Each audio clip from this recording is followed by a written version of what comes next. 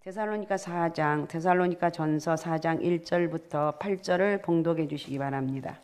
그러므로 형제들아 우리가 끝으로 주 예수 안에서 너희에게 구하고 권면하노니 너희가 마땅히 어떻게 행하며 하나님을 기쁘시게 할 수 있는지를 우리에게 배웠으니 곧 너희가 행하는 바라 더욱 많이 힘쓰라. 우리가 주 예수로 말미암아 너희에게 무슨 명령으로 준 것을 너희가 아느니라.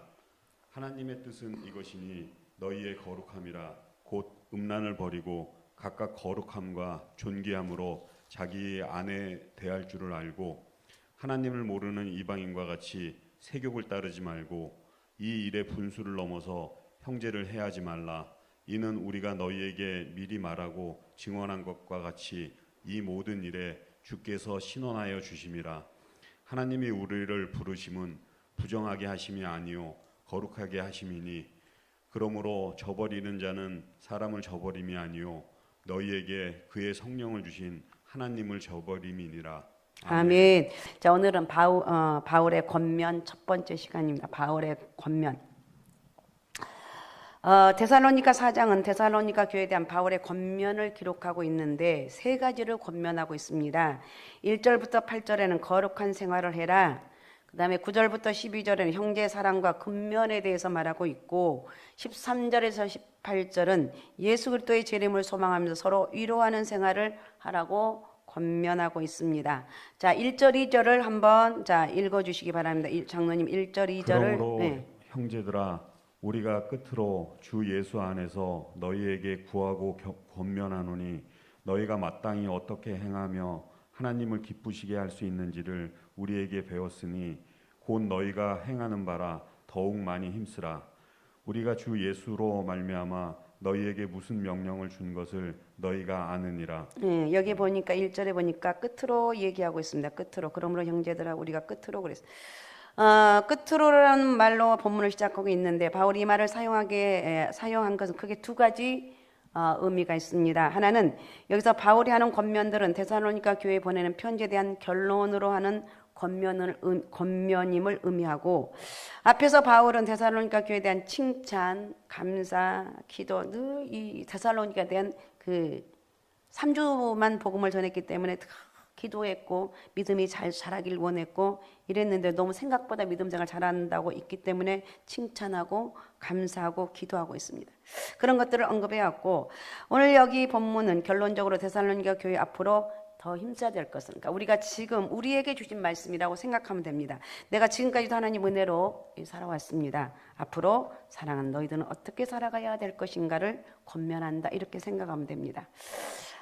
또 다른 하나는 바울이 데살로니가 교회에 하는 권면은 성도들의 종말론적인 삶을 그러니까 정말 갈수록 우리가 종말이 가까워져 가는데 종말론적으로 사는 그런 삶을 어떻게 살 것인가를 말씀하고 있습니다. 다시 말하면 말세를 살아가는 성도들이 반드시 힘써 지켜야 될 내용을 말하고 있는데 여기 보면 주 안에서 너에게 구하고 권면한다고 말하고 있습니다. 1절에 또 2절에 우리가 주 예수로 말미암아 이렇게 말하고 있습니다. 이것은 그를 사도로 불러주신 예수 그리스도의 권위를 가지고 하는 권면이라는 것입니다. 그러므로 데살로니가 교회에 하는 바울의 권면은 예수님이 데살로니가 교회에 하는 권면임을 의미하고 있다는 것. 예수님의 권면이라 생각하면 됩니다. 그래서 1절에 너희가 마땅히 어떻게 행하며 하나님을 기쁘시게 할 수 있는지를 우리에게 배웠다고 말하고 있습니다. 우리에게 배웠다.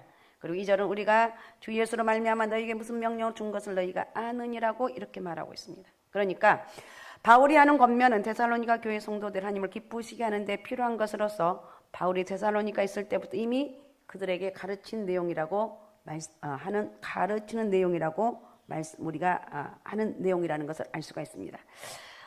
사실 데살로니가 교회 성도들은 바울이 그들에게 가르친 것들을 지금까지 지켜 행하고 있습니다. 약 3주 정도 복음을 전했고 박해를 받아서 쫓겨왔습니다. 그런데 바울이 데살로니가 있을 때 이미 가르쳤고 지금 데살로니가 교회 성도들이 잘 지켜 행하고 있는 것들을 데살로니가 교회에 보내는 편지의 결론으로 다시 권면하는 이유가 무엇이겠느냐는 것입니다. 그것은 말세 성도들이 반드시 지켜 행해야 할 일이라는 사실과 지금까지 지켜 행하여 왔지만 앞으로 더욱 힘써 행해야 된다. 아무리 강조해도 아무리 강조하고 또 강조해도 반드시 지켜서 행하고 그렇게 믿음으로 살아가라는 뜻입니다. 그래서 바울은 너희 행하는 바라 더욱 많이 힘쓰라고 말하는데, 지금 바울이 데살로니가 교회에 하는 권면은 말세를 살아가는 성도들이라, 우리는 말세를 살아가고 있습니다. 마땅히 지켜 행해야 될 일이라는 것을 오늘 말씀하고 있습니다. 그리고 지켜야 돼 더 힘써서 지켜라. 우리가 이제 신행성을 처음 시작할 때는 정말 말씀대로 살려고 몸부림치는데, 이제 10년이 지나고 뭐 이렇게 쭉 가다 보면 그냥 별일 없이 잘 살고 있으니까 이 정도면 됐지, 이렇게 생각을 하고 있거든요. 그런데 오늘 성경은 지금까지 네가 애쓰고 힘쓰고 수고했고 몸부림쳐 쓰고 있는데 더 많이 애쓰고 힘쓰라는 거예요. 그러니까 많이 힘쓰라는 말은 넘치게 더 풍성하게 하라는 뜻입니다. 그러니까 질적으로나 양적으로 차고 넘치게 하라는 말씀을 의미하고 있습니다. 그래서 더욱 많이 힘쓰라는 말은 지금까지 지켜온 것보다 질적으로나 양적으로 더 많이 수고하고 노력해서 지켜 행하라. 그러니까 이게 지금 길게 얘기했던 별거 아니고 지금까지 했던 것 그 이상으로 최선을 다해서 행하라. 무엇으로? 믿음으로 살아가라. 그래서 말세 성도들이 더 많이 힘써 행해야 될 바울의 권면 중에 첫 번째 오늘 본문의 기록이 뭐냐? 거룩한 생활에 대해서 오늘 좀 한번 생각해 봐야 될 거룩한 생활에 대해서 기록하고 있는데, 이 시간 이 본문을 중심으로 거룩한 생활에 대해서 살펴보면서 다시 한번 내 영혼을 좀 추스리면서 다시 믿음의 은혜가 여러분 가운데 크게 있으시기 바랍니다. 다른 게 없어요. 기도가 답이고 기도가 능력이라고 아무리 강조해도 틀린 거 없는데, 자, 오늘 거룩한 생활에 대해서 한번 살펴보겠습니다. 첫 번째, 거룩한 생활을 해야 하는 이유가 무엇인가? 왜 성경은 우리에게 거룩한 생활을 하라고 말씀하고 있습니까? 성도는 왜 거룩한 생활을 해야 되는가? 하나님의 거룩한 목적을 위해서 부름받은 사람이기 때문에 그렇습니다. 자, 3절 한번 읽어주시기 바랍니다. 3절. 하나님의 뜻은 이것이니 너희의 거룩함이라 곧 음란을 버리고. 너희의 거룩함이라, 하나님이 원하는 것, 거룩한 생활하는 것은 하나님의 뜻이라는 거예요. 하나님의 뜻. 거룩한 생활하라는 거예요. 레위기 11장 45절을 또 읽어주시기 바랍니다. 나는 너희의 하나님이 되려고 너희를 애굽 땅에서 인도하여 낸 여호와라. 내가 거룩하니 너희도 거룩할지어다. 하나님이 말씀하신 게, 내가 거룩하니까 하나님의 자녀인 너희는 당연히 거룩해야 돼, 이런 말씀이에요. 내가 거룩하니까 그런 삶을 살아가라는 거예요. 하나님께서 이스라엘 백성들을 애굽에서 구원하신 것은 하나님 자신 이스라엘의 하나님이 되시기 위해서라는 것인데, 그리고 하나님을 자신들의 하나님을 삼고 있는 이스라엘 백성들은 하나님처럼 거룩해 하라, 이렇게 명령하고 있습니다. 하나님께서 우리를 구원하신 목적은 우리를 그의 거룩한 백성으로 삼으시기 위해서 우리를 그의 백성으로 삼으셨습니다. 그래서 7절 한번 읽어주시기 바랍니다. 7절. 하나님이 우리를 부르심은 부정하게 하심이 아니요 거룩하게 하심이니. 하나님 우리를 부르신 것은 부정하게 하기 위해서 부른 것이 아니라, 부정한 사람도 예수 그리스도를 바로 믿게 되면 거룩한 삶을 살아갈 수가 있습니다. 내 힘으로 사는 것이 아니라 주님의 거룩함이 우리에게 임하기 때문에 거룩한 삶을 살아갈 수가 있는 거예요. 아셨습니까? 아셨사옵나이까? 그래서 헬라어에서 거룩이라는 뜻은 하기오스라는 말인데, 분리, 잘라낸다는 뜻인데, 성도를 뜻하는 말로도 사용되고 있습니다. 이 말은 처음에는 신적인 목적을 위해서 사람이나 물건을 분리하는 데 적용했지만, 나중에는 하나님께 바쳐질 만한 어떤 물건이나 어떤 인격의 상태가 되는데 적용하는데 사용되었다는 것입니다. 그래서 거룩은 어떤 목적을 위해서 분리되는 것. 우리는 똑같은 사람인데 세상 사람과 다르게 거룩하게 살아가야 될 이유가 뭐냐? 하나님이 거룩하셨고 그 하나님 우리에게 성령을 통해서 거룩함의 은혜를 주셨기 때문에 거룩하게 살아가라는 것이었습니다. 가라는 것입니다. 아셨습니까? 그러니까 거룩을 뜻하는 하기오스가 성도를 뜻하는 말로 사용되는 것도, 성도는 바로 하나님의 거룩한 목적을 위해서 죄로부터 분리되어서 하나님께 드려진 사람이라는, 분리되어서 거룩한 목적을 위해서 죄악으로부터 분리되어서 하나님께 드려진 사람이라는 거예요. 한마디로 성도는 하나님의 거룩한 목적을 위해서 부름받은 사람이라는 거예요.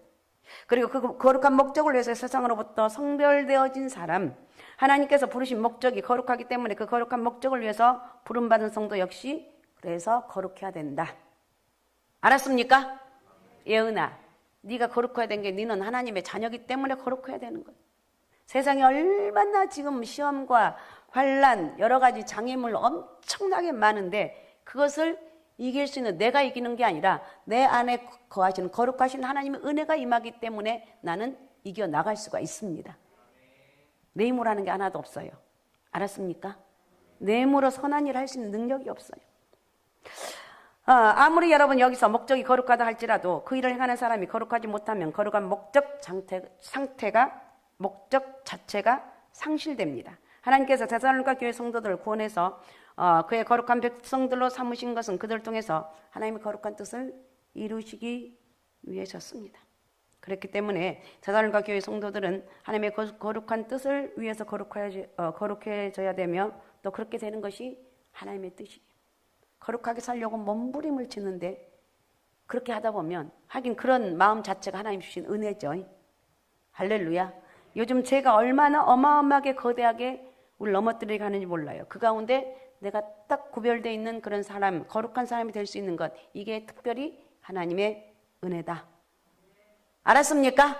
그래서 나는 누구냐? 하나님의 은혜로 사는 사람이라는 거예요. 그 다음에 두 번째 성도는 성화의 과정을 통해서 거룩한 생활의 모범을 보여줍니다. 하기오스란 말이 지니고 있는 의미가 윤리적으로 사용될 때는 세상과 구별되는 도덕적인 생활을 나타냅니다. 본문의 거룩함이란 청결한 상태를 뜻하는 말인데 거룩하게 되어가는 과정, 즉 성화. 나는 지금 누구냐? 예은이는 누구냐? 나는 예은이고 예은이지만은 지금 나는 성화되어가는 과정에 있는 사람이다. 알았습니까? 우리 모두 다 성화되어 가고 있습니다. 성화의 완성은 뭐예요? 영화. 영화는 언제 이루어집니까? 하나님 나라에 가서 내 영과 육이 분리되는 그 순간에 예수 믿는 사람은 영화의 상태에 가고 믿지 않는 사람은 저주받아서 지옥에 가는 거예요. 그래서 오늘 본문은 하나님의 거룩한 목적을 위해서 죄악 세상에부터 분리되어서 하나님께 드려진 성도는 윤리적인 면에서 계속 거룩해 가야 되고 이것이 또한 하나님께서 원하시는 뜻이라는 거예요. 아셨습니까? 이순금 집사님이 요즘 기도를 참 많이 해요. 오늘 보니까 내가 이렇게 시간 되어서 나가는 게 나 먼저 분명히 기도했는데 없어졌더라고. 그런데 밑에 갔더니 기도 소리가 또 요란하게 들리는 거야. 소외배신 가서 지하까지 가가지고 원래 이뚱구미는 저렇게 원래 기도하는 사람이었는데 작년에 뭔가 삐졌는지 어쩌는지 금요기도 또 잘 안 나오고 새벽에도 잘 안 나오고 근데 역시 기도하니까 와 뚱구미 기도는 대단하더라니까. 뚱구미가 누군 줄 알죠? 뚱구미를 엄마를 둔 사랑하는 그대들은 행복한 거예요. 또 뚱구미를 아내로 둔 모모 장로님은 또 행복한 거예요. 아셨습니까? 기도하니까 당장 막 증거도 나타나고 막 어쨌든 그런 것 같아요. 어쨌든 우리는 하나님께 드려진 사람, 한 사람의 가정에서 누군가 기도하면 그 기도로 온 가정이 힘을 얻고 그 다음에 죄를 이길 수가 있고 능력 있는 삶을 살아갈 수가 있습니다. 자, 구원받는 성도는 도덕적인 면에서도 세상 사람들보다 월등하게 뛰어나야 됩니다. 하나님의 거룩한 목적을 위해서 부름받은 성도가 구원받지 못한 세상 사람들과 윤리나 도덕에 있어서 전혀 차이가 없는 생활하고 있다면 하나님께서는 그의 거룩한 목적을 위해서 사람들을 성별하여 부르실 필요가 없습니다. 하나님의 거룩한 일을 이루기 위해서는 그 일에 부름받는 사람이 거룩해야 됩니다. 주여, 나를 보니까 이 말은 정말 나하고 상관이 없는 말씀인가?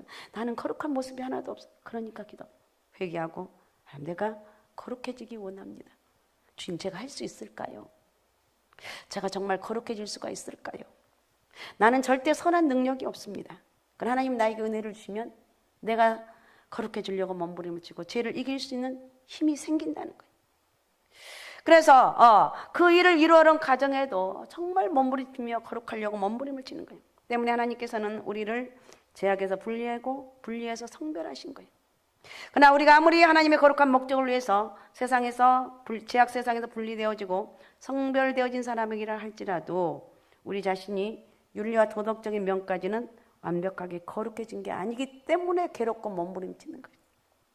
죄를 지으면 괴롭고 회개하지 않으면 어쩔 때는 하나님 은혜를 만나면 정말 눈물 콧물 다 쏟고 기도하는데 기도하다 보면 내가 생각하지 못한 죄악들이 다 드러나는 거예요. 하나님 이것도 내가 잘못했습니다. 내가 저것도 죄악입니다. 하나님 나에겐 기도하면 할수록 선한 게 하나도 없습니다. 내가 기도할 때도 악한 모습 그대로인데 기도 끝나고 나가면 내 모든 생각들이 어쩌면 그렇게 악한지 몰라요. 우리가 구원받았음에도 불구하고 거룩한 사람이라고 인정받았음에도 불구하고 세상 사람들보다 훨씬 더 덜 윤리적일 수가 있습니다. 거룩한 백성으로 성별되었음에도 불구하고 구원받지 못한 이방 사람들보다 덜 도덕적인 면에서 훨씬 덜할 수가 있어요. 우리가 구원받고 성별되어졌다는 것은 우리가 윤리적으로나 도덕적인 면까지 완벽하게 거룩한 사람이 되었다는 것을 의미하지 않습니다.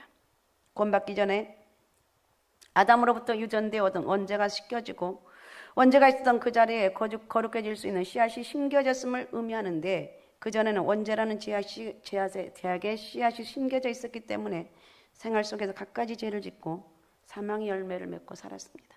시기, 질투, 원망, 불평 어쩜 내 속에서 그런 악한 모습이 쑥쑥 나오는지. 예은아 그런 모습이 나오냐 안 나오냐. 죄라고 뭐 안 나오겠어? 그냥 쑥쑥 나오는 거야. 막 이 약한 모습들이 교만과 어리석은 것들이 얼마나 나오는지. 그러나 이제 우리는 우리는 그런 모습을 살아야 되는 거야. 거룩이라는 이 씨앗이 예수 그리스도의 그 이름이 우리 심령에 심겨졌기 때문에 이 씨앗에서 싹이 나서 자라서 경건의 열매가 맺혀지고 거룩한 열매를 맺어서 나가야 된다는 것입니다. 이것을 뭐라고 그러는가? 성화라고 합니다. 자, 로마서 6장 19절을 한번 읽어주시기 바랍니다. 너희 육신이 연약함으로 내가 사람의 예대로 말하노니 전에 너희가 너희 지체를 부정과 불법에 내주어 불법에 이른 것 같이 이제는 너희 지체를 의에게 종으로 내주어 거룩함에 이르라. 네, 이 당시 데살로니가는 다른 아시아 지역과 마찬가지로 우상 숭배와 그로 인해서 엄청난 죄악으로 꽉 차 있었습니다. 비윤리적인 이런 데살로니가에서 하나님은 데살로니가 교회 성도들이 거룩한 생활의 모범을 보이시기를 원하셨습니다. 하나님의 거룩한 백성으로 구원받는 데살로니가 교회 성도들 우상 숭배, 음란. 이 데살로니가 가장 큰 문제가 뭐냐? 우상 숭배. 첫 번째, 두 번째는 음란이었습니다. 그것뿐만 아니라 갖가지 죄악에 깊이 빠져 있는 데살로니가 믿지 않는 불신자들보다도 윤리적인 생활적인 면에서까지 월등히 모범을 앞선 모습으로 거룩해져 가기를 원하셨습니다. 마찬가지 우리가 살아가고 있는 이 세상 역시 옛날 소돔과 고모라를 방불하게 하는 악한, 그러니까 죄악의 극치를 이루고 있다고 해도 틀린 말이 아닙니다. 그래서 요즘 어떻습니까? 죄를 어지간한 지어서는 눈 하나 깜짝 안 해요. 끄떡하지가 않아요. 아주 죄가 완전히 이 세상을 지배했다고 해도 틀린 말이 아닌 것 같아요. 이런 때 하나님은 구원받은 성도들이 세상에서 거룩한 생활이 모범이 보여지길 원하는 거예요. 예언아, 네가 하는 것에 나 예수쟁이에요. 저는 예수쟁이기 때문에 나는 믿음의 사람이기 때문에 이 죄를 지을 수가 없어요. 나는 예수 믿는 사람이라니까요. 어쩔 때 내가 이렇게 할 때 내 한이들 뭘 한이라 하면 좀 그래. 다 예수 믿는 사람이라니까. 그러니까 이 말은 무슨 말이냐? 난 너무나 이렇게 선하게 살고 싶은데 내 속에서는 선한 모습이 없다는 거예요. 한마디로 거룩하지 못한 세상에서 거룩한 생활의 기준이 되어지기를 원하시는데 그렇게 살 수가 없습니다.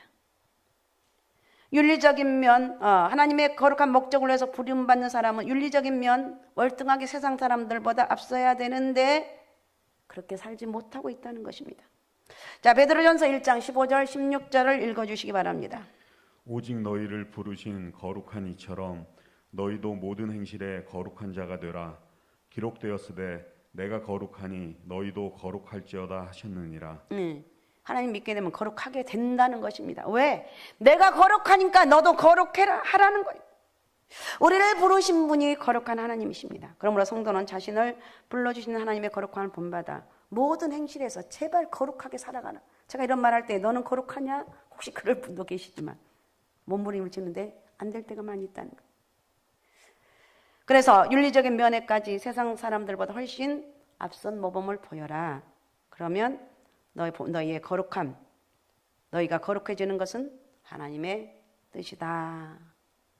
이렇게 말하고 있어요. 그래서 내가 거룩해야 됩니다. 하나님 나에게 거룩함의 은혜를 달라고. 그 다음에 큰 두 번째, 거룩한 생활을 위해서 지켜야 될 일은 무엇인가? 거룩한 생활을 위해서 하나님께서 정해놓으신 결혼의 질서를 지키라고 말하고 있어요. 오늘날 이혼이 참 많은데, 자 3절을 다시 한번 읽어주시기 바랍니다. 3절. 하나님의 뜻은 이것이니 너희의 거룩함이라 곧 음란을 버리고. 거룩하기 위해서는 먼저 음란을 버리라고 말하고 있어요. 여기서 이 당시 음란이란 말은 매춘부와 성적인 관계를 맺는 그런 행위를 가리키는데, 본문에서는 부정한 성관계를 맺는 모든 간음 행위를 의미하고 있습니다. 이 말은 상징적으로 우상숭배나 영적 불신앙을, 우상숭배, 하나님 가장 싫어하는 우상숭배, 영적 불신앙, 이러면서도 감각이 없어요 오늘. 그래서 우리는 거룩하기 위해서는 이 두 가지 순결이 필요하다는 거예요. 하나는 육체적인 순결이고 또 하나는 영적인 순결이라는 거예요.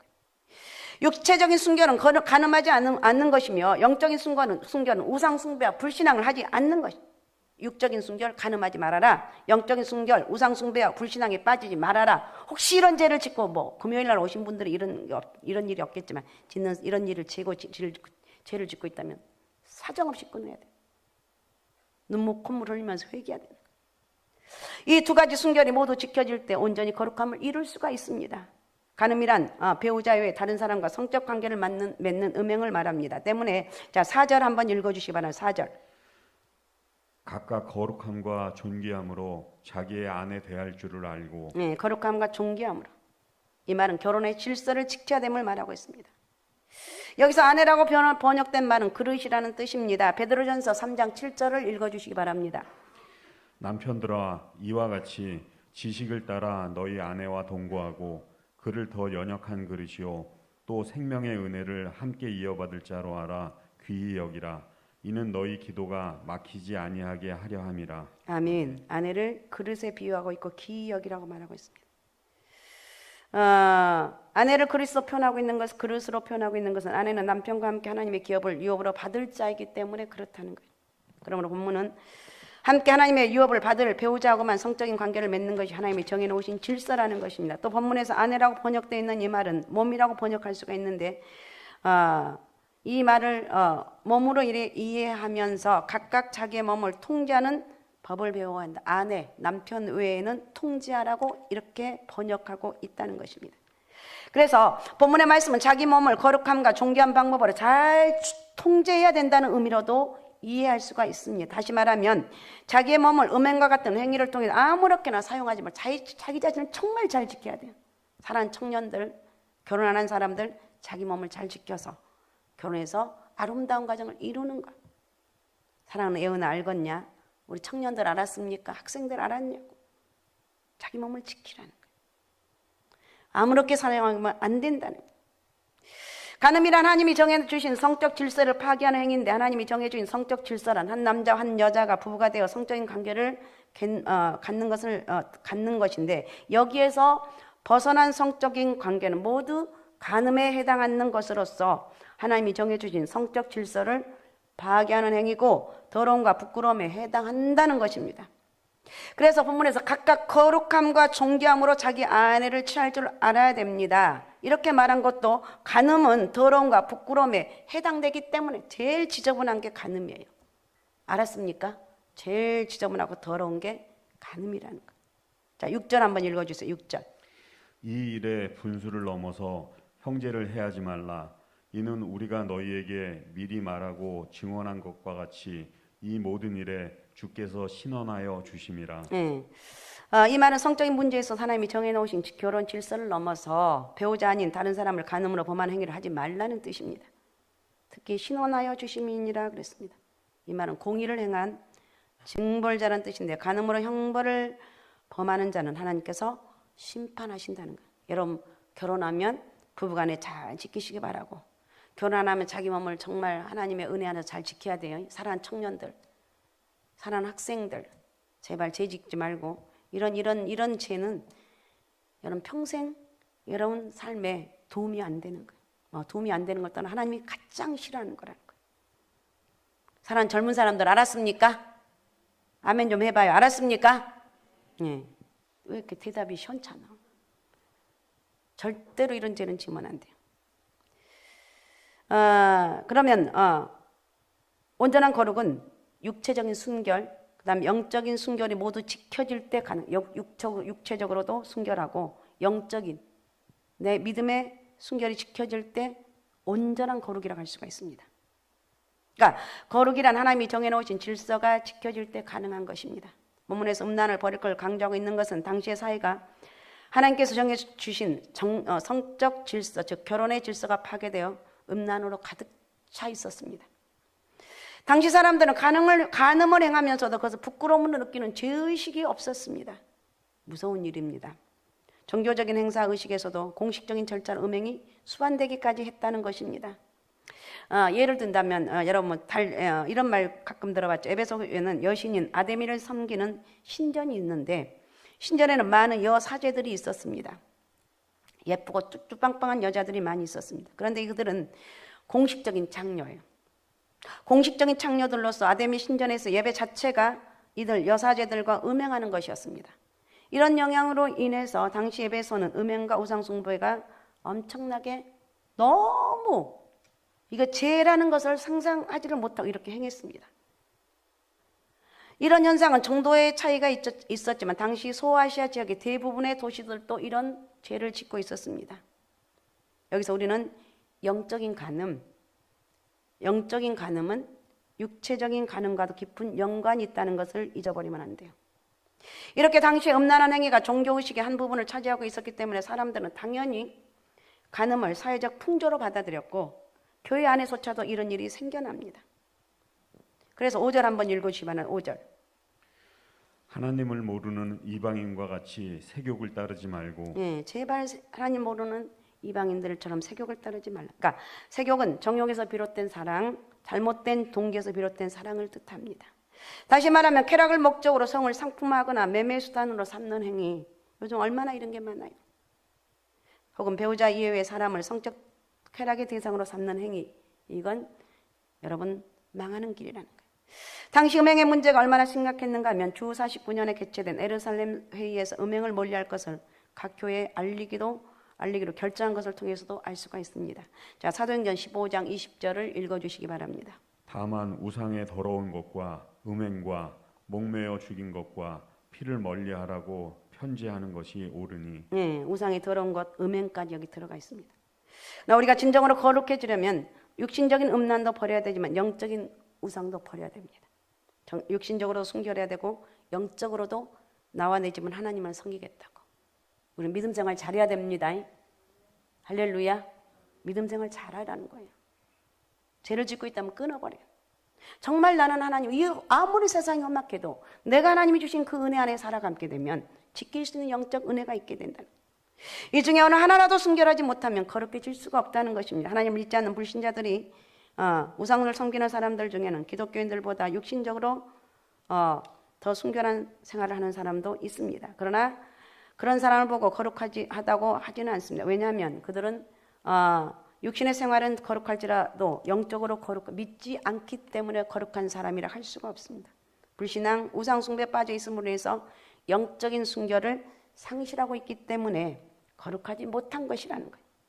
육적으로도 간음하지 말아야 되고 영적으로도 간음하지 말자. 영육이 강건하자. 알았습니까? 영육이 강건해야 되겠다.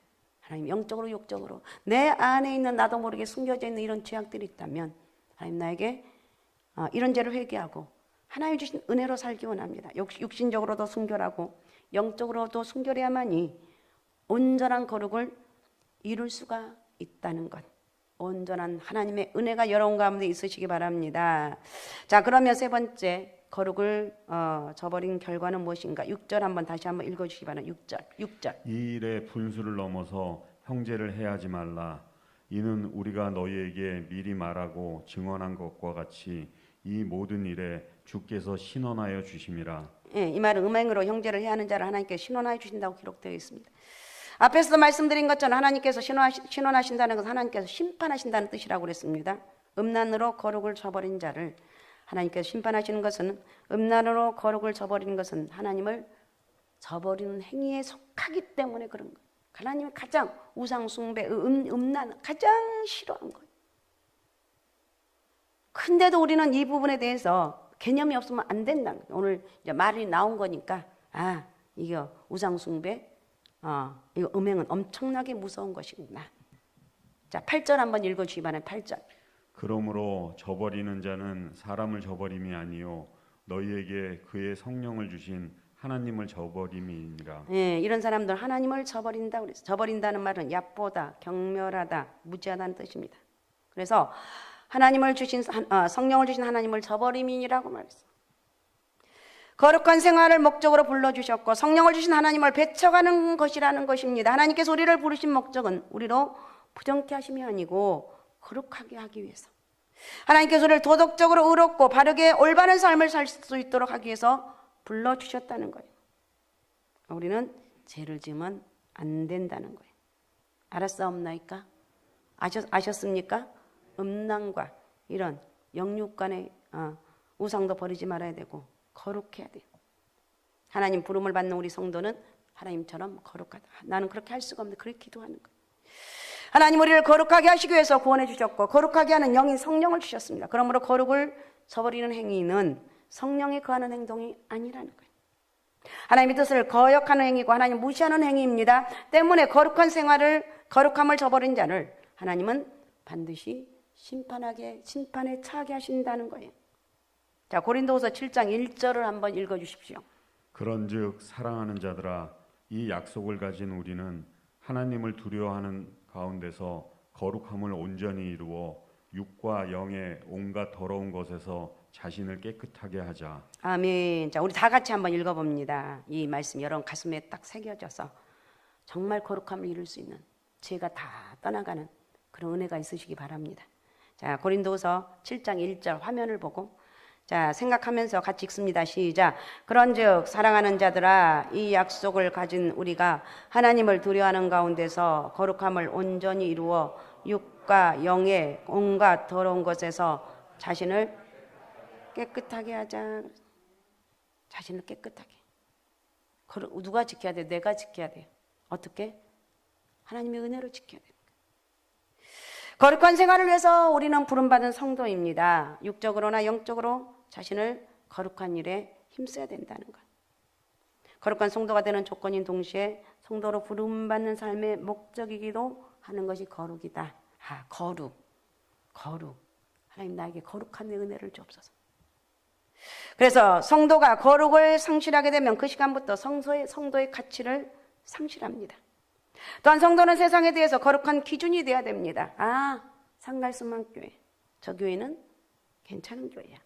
상갈수만교회 박예은, 네가 박예은 맞지? 박씨 맞지? 갑자기 헷갈려. 박예은, 예은이를 보면 성결한 사람. 세상 사람들이 성도들의 생활하는 것을 보고 거룩한 생활이 뭔지를 알아야 된다는 것입니다. 고린도전서 3장 16절 17절을 읽어주십시오. 너희는 너희가 하나님의 성전인 것과 하나님의 성령이 너희 안에 계시는 것을 알지 못하느냐. 누구든지 하나님의 성전을 더럽히면 하나님이 그 사람을 멸하시리라. 하나님의 성전은 거룩하니 너희도 그러하니라. 아멘. 하나님이 거룩하니까 우리가 거룩해야 되는 거예요.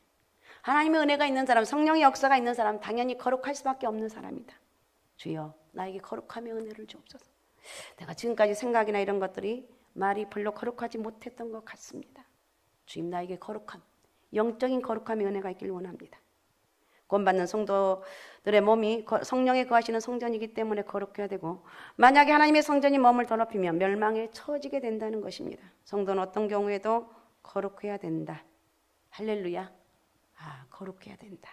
결코 거룩을 저버리는 행동을 해서는 안 된다. 특히 성도는 거룩하되 영적으로 오직 하나님만, 영적으로 거룩하라는 것은 뭐냐? 오직 하나님만 섬겨라. 육적으로 거룩해야 된다는 것, 서로 부부만 사랑하라는 것. 영적으로는 우상 숭배와 불신앙을 멀리하고 하나님을 믿고 섬김으로써 거룩하고, 이게 영적인 거룩. 그 다음에 육체적으로는 음란을 버리고 하나님께서 정해주신 결혼의 법칙을 지켜서 거룩하게 살아가라. 알았습니까? 그렇게 거룩한. 그래서 결혼을 해야 되는 거예요. 그러니까 예은아 일찍 시집 가거라잉. 너무 늦게 가지 말고. 고전도서처럼 너무 늦게 가지 말고 일찍 가서 서로 행복하게 이 사는 게 복인 거지. 그래서 우리는 이렇게 결혼의 법칙을 잘 지키면서 오늘 이 거룩이란 단어, 영적으로도 오직 예수만 믿고 또 육적으로도 오직 하나님만 주신 그 배우자만 사랑하고, 우리 청년들은, 우리 학생들은 하나님 내 배우자가 어디가 있을까요? 그래서 자기 몸을 잘 지켜서 결혼해서 행복한 가정을 이룰 수 있는, 세상에 요즘 그런 사람이 어디가, 하나님의 은혜가 임하니 할 수가 있습니다. 하나님 은혜로 거룩해져가는 그런 영적인 복이 있으시기 바라고, 우리 성도는 오직 예수, 오직 믿음, 오직 성령 충만함으로 이 거룩한 영적인 거룩함, 오직 예수로 육체의 거룩함, 아셨습니까? 육체의 거룩함, 부부간에 서로 거룩하면서 오직 내 몸을 잘 지켜서 하나님 은혜로 잘 지켜서 행복한 여러분의 인생이 되시기 바랍니다. 아셨습니까? 그래서 거룩함의 모범이 되라는 거예요. 그런 은혜로 여러분 살아가는 축복의 통로가 되시기 바랍니다.